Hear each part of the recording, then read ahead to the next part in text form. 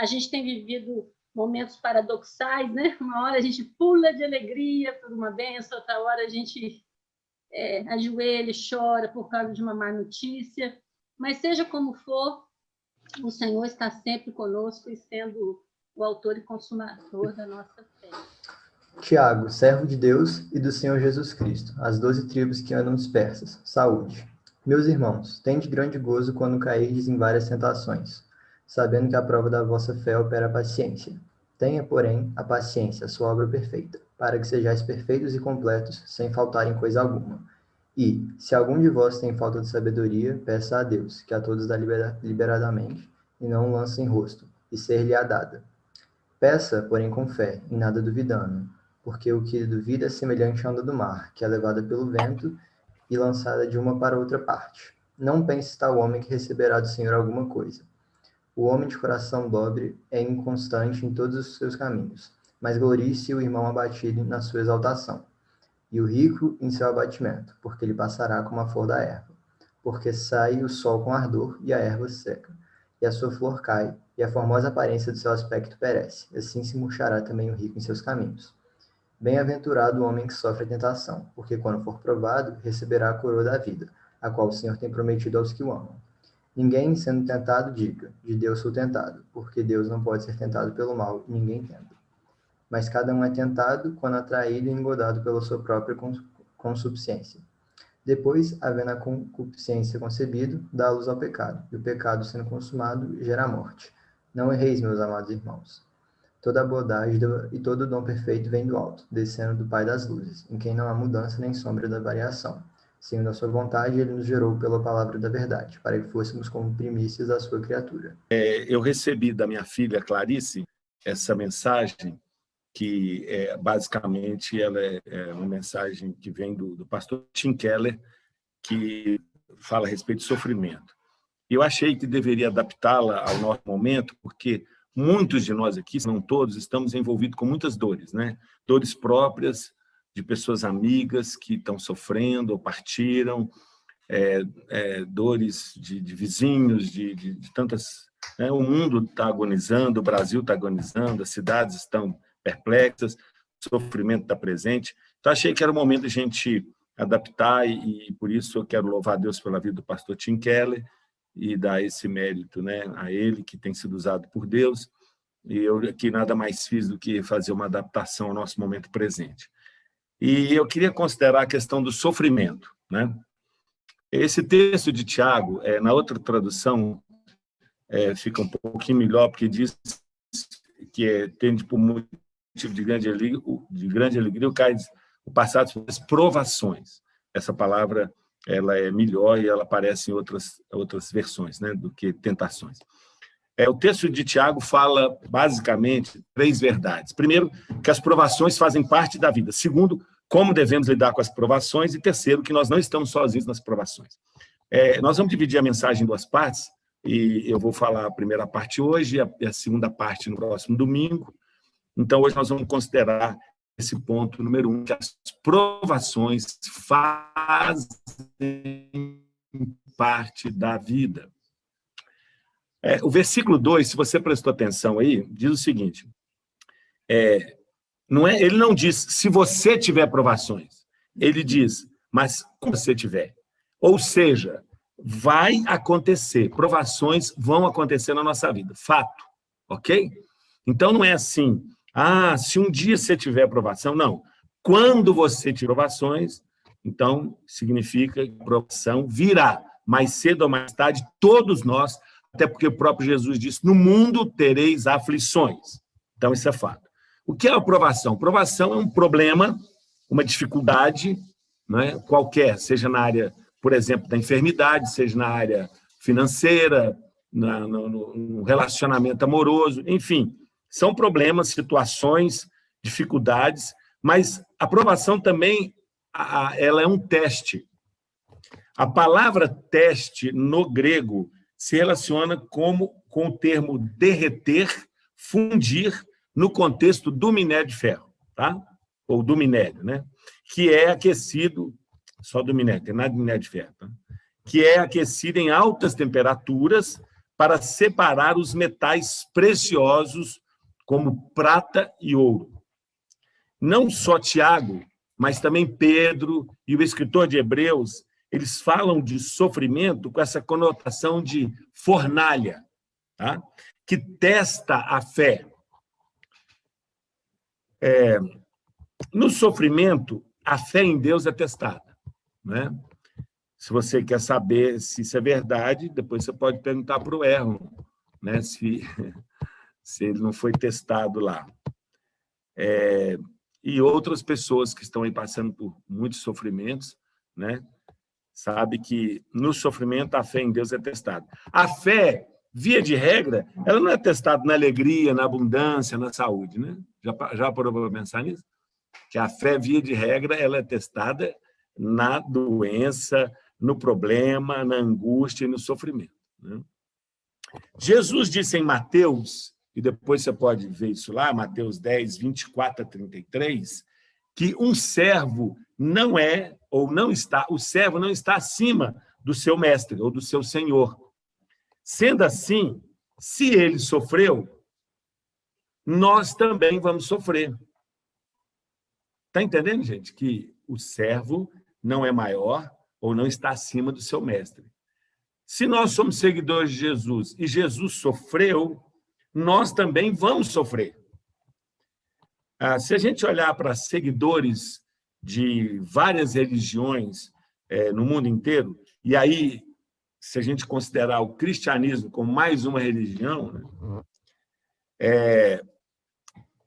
os seguidores oferecem sacrifícios e oferendas para seus deuses com o fim de serem livres do sofrimento. Já parou para pensar nisso? E o triste é que isso acontece dentro da igreja chamada cristã também.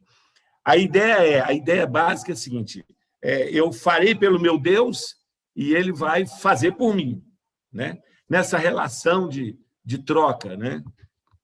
Mas na relação com Cristo não é assim, gente, não é assim.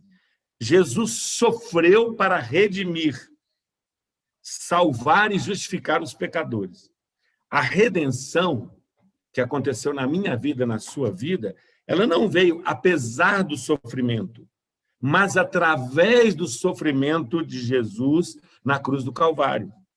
Os entendidos dizem que a morte de cruz é a morte mais doída, mais sofrida, né? Na vida com Jesus, gente, na caminhada com o Mestre, o sofrimento ele é inevitável. Então, se somos seguidores de Jesus, não devemos ficar surpresos quando vier o sofrimento. E há muita gente assim hoje perguntando, mas por que nós somos seguidores de Jesus? Por que nós estamos sofrendo? Por que meu familiar pegou Covid? Fulano é tão fiel a Jesus, o outro é pastor, o outro é um seguidor, é um obreiro, é um missionário, é tão sagrado. Por que essas pessoas tão consagradas a Deus, elas pegaram Covid, ou até algumas, inclusive, partiram, né? Porque faz parte da vida, né, gente, com Cristo. O sofrimento, na vida com Jesus, o sofrimento é inevitável. Nós não podemos ficar surpresos quando o sofrimento vier, não. Devemos estar prontos para ele, né? Importante lembrar, volta aqui, não é se, é quando acontecer. Não é se acontecer, vai acontecer. Agora, vamos tentar colocar o dedo na ferida, gente. E esse é um assunto que está me interessando muito, porque eu estou muito reflexivo, pensei muito no hospital, sobre os valores da vida, o que importa na vida. E aqui nós vamos mexer um pouquinho numa ferida aberta da nossa sociedade e da igreja, né? Da igreja. Eu não estou falando da CPC, estou falando da igreja evangélica, cristã, católica, né? Enfim. O grande problema é que a nossa sociedade, a nossa cultura e até mesmo nossas igrejas são péssimas para preparar seus membros para o sofrimento. Vivemos numa sociedade que prega o quê? O que a sociedade prega? A vida é curta, meu amigo. Você só tem essa vida. Você só tem esse mundo. Acabou, morreu, acabou. Se você perder amor, se você perder alegria, se você perder dinheiro aqui, não há nada que te console, não. Não há nada além dessa vida. Curta a vida enquanto você é jovem. Isso aí, fora da igreja. E dentro de muitas igrejas cristãs, o que é que nós temos ouvido? Não é para a nossa alegria, não, é para a nossa tristeza. Nós temos ouvido o seguinte: você merece ser feliz. Deus te levantou para ser cabeça e não cauda. Venha ser feliz com Jesus. Você é filho do rei. Tome posse da sua bênção. Né? Essa ênfase de que Deus tem um compromisso com a nossa felicidade. Né? Muitas afirmações e declarações que apontam para a felicidade nesta vida, como se Deus tivesse compromisso com a felicidade de seus seguidores dentro da perspectiva humana, porque qual é o conceito de felicidade dentro da perspectiva humana? Está ligado a ter, né? Eu sou feliz se eu tiver minha casa própria, se eu tiver meu carro, se eu trocar o meu celular, se eu fizer uma viagem, se eu tiver um sítio, se eu tiver a minha pós-graduação. Ou seja, a felicidade, dentro da perspectiva humana, e está invadindo as igrejas também, está muito ligada ao ter, ao realizar. E todos nós sabemos que nem todo mundo vai ter e nem todo mundo vai realizar. Não é? Isso me preocupa muito, porque isso não prepara, esse tipo de teologia, esse tipo de pensamento, não prepara ninguém para o sofrimento. Os cristãos estão inseridos nessa cultura, a cultura do não sofrimento, né? Que exerce enorme influência sobre o modo como vivem, pensam e agem. A cultura, gente, é algo assim invisível, não palpável, que envolve as pessoas sem que elas percebam. É mais ou menos o seguinte: pergunte ao peixe o que é a água, e ele te responderá com a mesma pergunta: o que é a água? Estamos tão imersos na cultura do não sofrimento que não a enxergamos. Tudo tem que ser bom e perfeito. A cultura, a sociedade, a igreja, não prepara o homem para o sofrimento, o ser humano para o sofrimento. Na verdade, ela o desprepara. E, meus irmãos, eu fico pensando que essa geração poderia ser considerada a geração dos bebês chorões, não? Que não suportam qualquer grau de sofrimento, por menor que seja. Agora, Tiago fala assim conosco: como lidar, então, com o sofrimento? Se o sofrimento ele é inevitável, porque vamos falar com toda sinceridade, gente, há um ano atrás, nós poderíamos imaginar que um ano depois nós estaríamos vivendo uma segunda onda muito pior do que a primeira? Quem poderia imaginar que nós atravessaríamos um ano e estaríamos em 2021 numa situação ainda mais complicada, com novas cepas aí, com um número muito maior de gente sendo infectada, e os hospitais e o sofrimento? Porque em março do ano passado, nós pensávamos assim: tudo bem, né? Esse negócio está acontecendo na Europa, puxa, nasceu na China, já chegou na Europa, hein? E eu falava isso para a igreja, não sei se vocês se lembram, gente. Vai chegando cada vez mais perto, mais perto, mais perto. E agora nós não estamos falando de nada de Europa, nós estamos falando do nosso vizinho, da nossa casa, da nossa família, de pessoas amigas, queridas, que partiram, de gente querida nossa que estava entubada, que estava dentro do hospital, ou gente que ainda está, né? Está muito perto. Então, como é que a gente lida com esse sofrimento? Como que lida com esse sofrimento? Então, Tiago nos apresenta alguns excelentes recursos para lidar com o sofrimento, e eu quero me deter agora nesse primeiro recurso, que é uma nova perspectiva, uma nova visão, um novo jeito de ver ou de enxergar a vida, né? Prestem atenção no que Tiago diz. Ele fala assim: considerem motivo de grande alegria. Considerem motivo de grande alegria o fato de passarem por diversas provações. À primeira vista, parece que Tiago está falando assim, seja um masoquista. Que coisa maravilhosa é sofrer. Não, mas não é isso que o texto está dizendo, não é isso. Ele não está falando para a gente ser masoquista, ficar feliz, porque nós estamos sofrendo, não é isso. Ele fala o seguinte, quando ele fala considere, é assim, quando sofremos, o sentimento é de tristeza, não é de alegria, né? Mas quando o texto diz considerem, ele nos ordena a olhar de forma consciente para os sofrimentos sob nova ótica, sob nova perspectiva, com uma nova visão. Olhe para os possíveis resultados do sofrimento. É isso que Tiago está dizendo. Considere, olhe para os possíveis resultados do sofrimento. Quais resultados? Verso 3 e 4 diz, pois vocês sabem que a prova da vossa fé produz perseverança, e a perseverança deve ter ação completa, a fim de que todos vocês sejam íntegros, sem lhes faltar coisa alguma. E esse, aspas, sem lhes faltar coisa alguma, quer dizer, vocês estarão preparados para qualquer situação. Então, gente, eu vou fazer agora, dia 14 de abril, 65 anos. Não parece, né? Parece que tem mais, mas tudo bem. E se você é mais novo, pode ser que ache exagero o que eu vou falar agora aqui.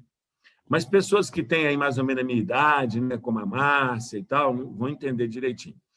Não é não, brincadeira, hein, Marcinha? Brincadeira. A Márcia não é da minha idade, não. A Márcia é mais nova. Mas entendem que... Achei que você fosse falar que eu sou mais velha. Não, Marcinha, você não... O que é isso? Você tem 60, mas parece que tem 40. Estou brincando, não tem 60 também.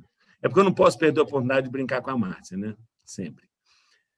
Então, se você é mais novo, você pode achar que é exagero, mas o sofrimento te prepara para ser bom pai, boa mãe, esposa, mulher, marido, homem. O sofrimento te prepara para ser um ser humano muito melhor, né? Uma pessoa muito melhor. No sofrimento, gente, nós aprendemos mais sobre nós mesmos. O que Tiago diz? Tiago diz, quero que vocês percebam que o sofrimento pode resultar em perseverança e maturidade. Ou, em outras palavras, o sofrimento pode turbinar o processo de amadurecimento cristão. O sofrimento pode ser a fornalha que transforma nossas vidas em ouro puro. E Tiago não está dizendo que devemos ficar alegres enquanto sofremos. Veja, quando Jesus estava no túmulo de Lázaro, de tão comovido, mesmo sabendo, né, que ele iria ressuscitar Lázaro, diz o texto que Jesus chorou. Não é interessante isso? Apesar de ser o rei soberano, todo-poderoso, Jesus se comove, verdadeiramente homem, e chora. Mas por que ele chora? Para ser assim, gente. Não coloque na conta de Deus o Covid, não. Não coloque. Não era para ser assim. Não era para ser assim. Você acha que...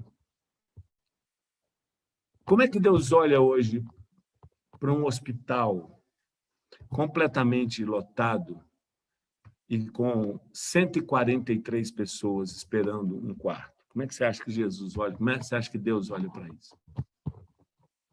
Era para ser assim. Eu tenho um amigo muito especial, alguns conhecem aqui, o Coronel Davi. Ele é o líder dos Homens de Coragem, trabalha na MPC. Ele recebeu um honroso convite e ele está trabalhando, e até peço suas orações por ele, numa situação crítica, porque ele foi convidado para poder ficar fiscalizando o dinheiro que chega, né? Que esse dinheiro que chega lá, seja do governo federal, do ministério, sei lá de onde, possa realmente chegar nas pessoas que estão precisando. E diz que ele é ameaçado todo dia, porque você imagina a quantidade de dinheiro que chega e que não chega. chega, mas fica na mão de um político, fica na mão de um governante e não chega onde as pessoas realmente estão necessitadas. Você acha que era para ser assim? Foi esse o plano original de Deus, quando Deus criou o homem? Não, não era para ser assim. Não era. O pecado trouxe toda essa desgraça, toda essa tragédia, não é? O pecado trouxe, o pecado lá do jardim, trouxe para nós todo esse sofrimento, não é? Então, Jesus estava ali porque ele estava indignado, não era para ser assim. Eu imagino que Deus olha para essa situação e ele fala, não, não era para ser assim, não era esse o plano original, né? E nós, enquanto igreja, também devemos ter esse mesmo sentimento. Deus não criou o mundo para ser assim. Em 2 Coríntios 4, 16 a 18, Paulo se refere a pequenas e momentâneas aflições. Você tem ideia do que estava passando Paulo? Chibatadas, apedrejamento, perseguição, etc. Isso é o que Paulo chamou de pequenas e momentâneas provações. Então, como podemos ver, tudo é uma questão de perspectiva, porque ainda que o nosso exterior esteja morrendo, nosso interior está sendo renovado a cada dia. E tudo isso produz, aspas, uma glória que pesa mais que todas as angústias e durará para sempre. Podemos perder o nosso bem externo, saúde, dinheiro, bens, mas se agarrarmos em Deus, o sofrimento pode resultar numa saúde interior que é a verdadeira e durará para sempre. Essa perspectiva que precisamos ter. Temos que olhar para frente e, pela fé, contemplar aquilo que acontecerá de bom como resultado do sofrimento. Meus irmãos, eu entrei lá no hospital de um jeito e eu confesso que eu saí de outro jeito. Por quê? Porque uma coisa é você ter o Covid, etc., e a outra coisa é quando você interna lá no hospital, você deita naquela cama, vira para a parede, e aí você começa a pensar, qual lista eu vou entrar aqui? Porque tem várias listas, né? Qual lista vai ser a minha? E aí você começa a pensar na vida, no que realmente vale a pena. Vocês têm ouvido eu falar muitas vezes, acho que vocês estão cansados, mas podem ficar cansados, porque eu vou continuar falando isso. Não é palavra minha, é palavra de Jesus. Ele diz que ninguém serve a dois senhores. Ele só falou que existe dois senhores. Presta bem atenção. Alô, dois senhores. Ele disse, não sou eu. Ele diz que ninguém serve a dois senhores. Ninguém serve a Deus e a Mamon, riqueza, dinheiro. E ele deu nome a esse Deus, Mamon, riqueza, dinheiro. Ele disse que se você agradar a Deus, você vai desagradar a Mamon, e se você agradar a Mamon, você vai desagradar a Deus. E eu estava pensando nessa verdade, né? Quando você deita lá naquela cama e você começa a pensar na vida, você não ora assim, por exemplo, minha casa, me abençoa minha casa. Minha empresa, tem misericórdia de mim, minha empresa. Meu carro do ano, por favor, me ajude, meu carro do ano. Minha conta no banco. Você ora assim? Ninguém ora assim. Sabe por quê? Porque o amor ao dinheiro ele é doce na boca e amargo no estômago, né?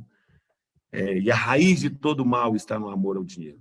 Não significa que você não pode ter o carro, não pode ter a casa, não pode ter o curso superior, mas é onde você coloca o seu coração, porque onde tiver o vosso tesouro, também estará o vosso coração. E quando o seu coração está no lugar certo, ali naquela cama de hospital, você sabe a quem você vai clamar.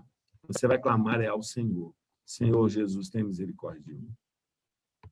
E eu tomei várias decisões, e uma delas é de olhar a vida com outros olhos, o que realmente vale a pena. E eu queria deixar essa palavra para todos nós aqui. O sofrimento está aí, gente, está ao nosso redor. Nós temos duas formas de olhar para o sofrimento, ou três, né? Nós podemos ficar brigados com Deus, por que Deus fez isso e tal. Nós podemos voltar para nós mesmos e acharmos que somos vítimas, né? E que, na verdade, Deus errou a mão, por que a minha família está assim, né? Ou nós podemos olhar para o sofrimento sob uma nova ótica, né? que eu posso aprender com tudo isso? Eu posso sair do sofrimento muito mais amadurecido, mais parecido com Deus, sabe? Eu posso olhar para o sofrimento como uma grande oportunidade de crescimento espiritual. A fé é testada no sofrimento. E no sofrimento nós podemos dizer assim, Senhor, fala comigo. Pode falar, Senhor. Eu quero sair daqui sendo um pai melhor, um marido melhor, um amigo melhor, um avô melhor. Fala comigo, Deus. Pode falar. Eu quero se parecer com Jesus. Se o meu mestre sofreu, se o meu mestre me redimiu via sofrimento na cruz, eu não sou maior do que o meu mestre, então eu vou sofrer também. No mundo eu vou ter aflições, muitas aflições. Mas o que eu queria terminar dizendo é que, ainda que eu ande por vales sombrios, na pior dor, no pior sofrimento, na pior angústia, o Senhor está conosco. Eu pedi o Erlon, não sei se está no ponto aí, tem uma música que ele fez, que é uma música belíssima, e eu queria que você prestasse atenção na letra dessa música. Parece que o Erlon, quando fez, ele estava, não sei, é uma música até profética, né? Uma música que relata exatamente o que nós estamos passando. Preste atenção nessa letra, mas muita atenção mesmo, e daqui a pouco a gente volta.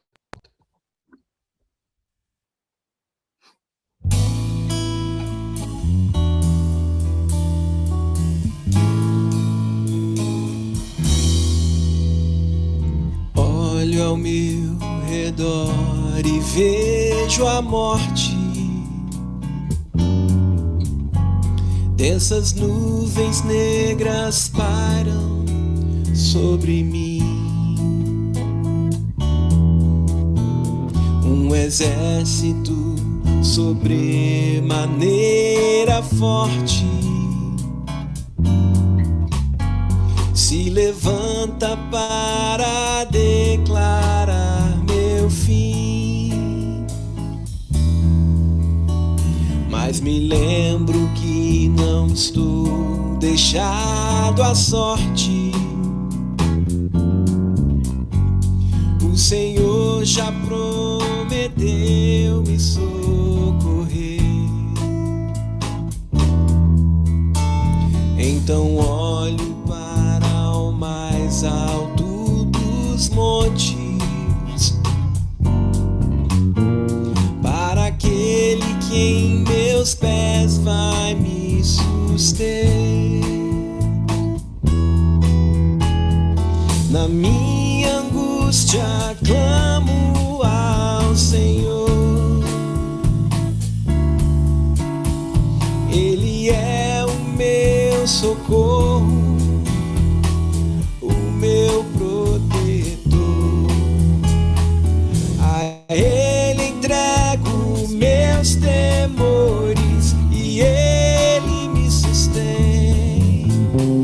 Desde agora e para sempre, amém. Seja dia ou noite, o Senhor me guia. Ele sempre ouve a minha oração. Se estou confuso, Ele é meu norte.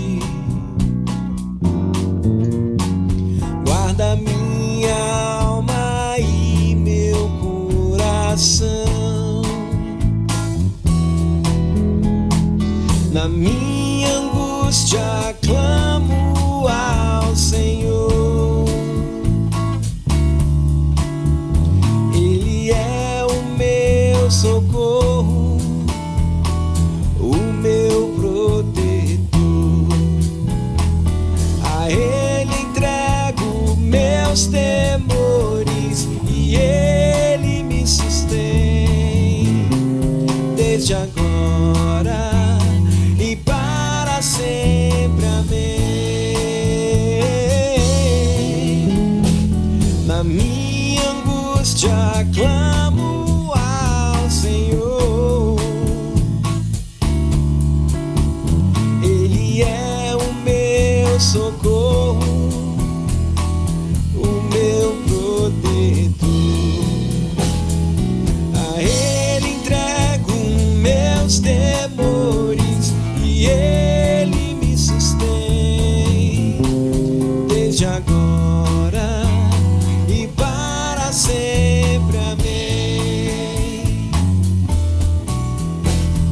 desde agora e para sempre. Amém. Desde agora e para sempre. Amém.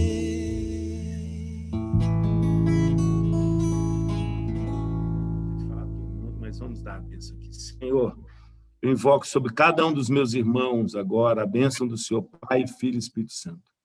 Que a graça do Senhor Jesus, o amor de Deus, o nosso eterno Pai, as ricas consolações, a comunhão e o poder do Espírito Santo de Deus sejam com todos vocês, queridos irmãos e irmãs, com todo o povo de Deus sobre a face da terra, hoje e até a volta gloriosa de Jesus. Maranata, vem Jesus. Amém, amém e amém.